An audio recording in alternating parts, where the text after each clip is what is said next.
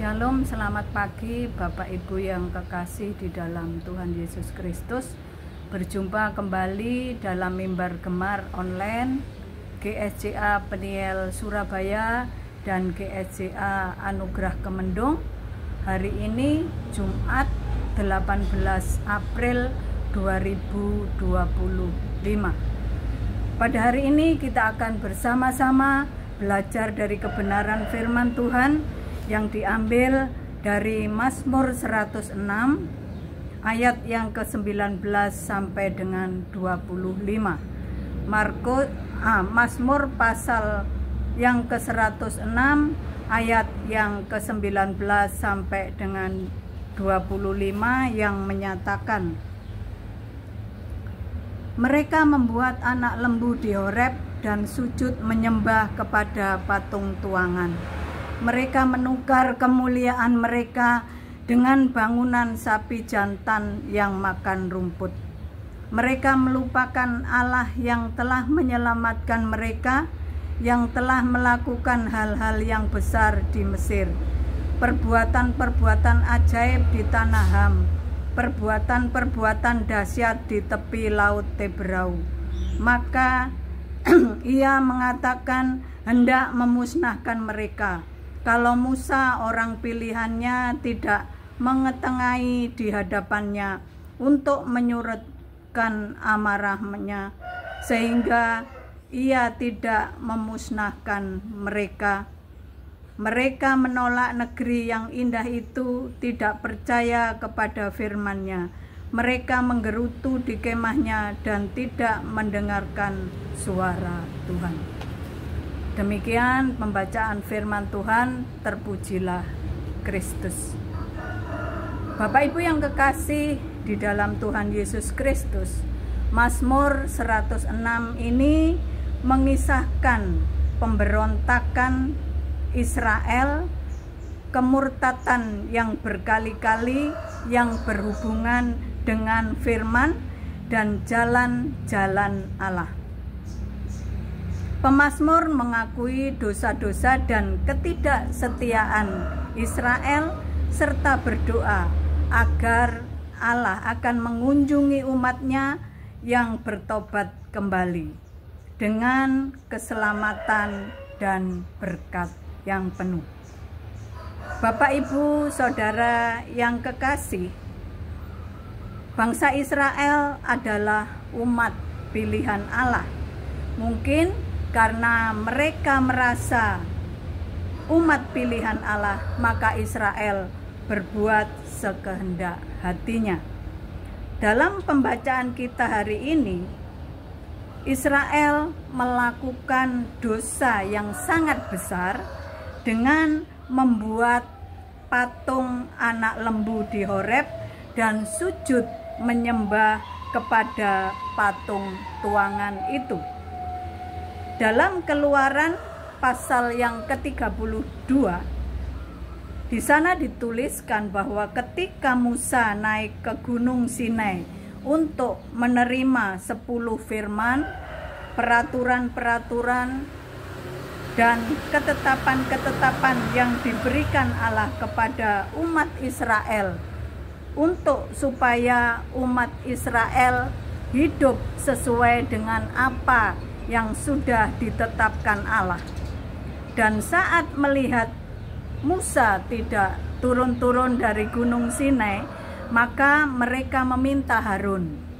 Dalam Keluaran 32 kita akan melihat Keluaran pasal yang ke-32 ayat yang kedua, yang pertama dan kedua. Ketika bangsa itu melihat bahwa Musa mengundur-undurkan turun dari gunung itu, maka berkumpullah mereka mengerumuni Harun dan berkata kepadanya, mari buatlah untuk kami Allah yang akan berjalan di depan kami, sebab Musa ini orang yang telah memimpin kami keluar dari tanah Mesir. Kami tidak tahu apa yang telah terjadi dengan dia. Lalu berkatalah Harun kepada mereka, tanggalkanlah anting-anting emas yang ada pada telinga istrimu, anakmu laki-laki dan perempuan, dan bawalah semuanya kepadaku. Nah, Bapak Ibu yang kekasih di dalam Tuhan Yesus Kristus, umat Israel lupa bagaimana Allah dengan penuh kasih, dengan penuh kepedulian dan perhatiannya menyertai dan memimpin mereka keluar dari Mesir untuk menuju tanah perjanjian, yaitu Kanaan. Pemeliharaan Tuhan yang luar biasa pada saat mereka keluar dari Mesir dan Fir'aun beserta anak buahnya mengejar mereka. Mereka menyeberang Laut Tebrau dengan pertolongan Tuhan.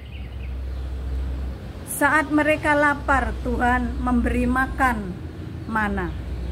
Saat mereka ingin makan daging, Allah mengirim burung puyuh untuk mereka nikmati. Ketika mereka kekurangan air dan kehausan, Allah menyediakan air yang berlimpah sehingga mereka bisa minum sepuasnya. Pada waktu siang hari, Allah menudungi mereka dengan tiang awan sehingga mereka tidak kepanasan ketika berjalan di padang gurun. Pada malam hari, Allah memimpin mereka dengan tiang api agar bisa berjalan dan tidak kegelapan. Dan masih banyak lagi perbuatan-perbuatan ajaib yang dilakukan Tuhan untuk umat Israel.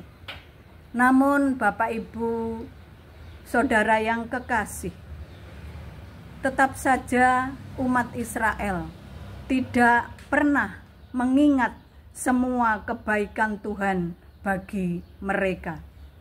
Umat Israel terus dan terus memberontak kepada Tuhan karena mereka adalah bangsa yang tegar tengkuk dan tidak tahu berterima kasih. Karena menyembah lembu emas tuangan, maka Allah berfirman akan membinasakan mereka. Dalam pembacaan kita tadi, Mazmur 106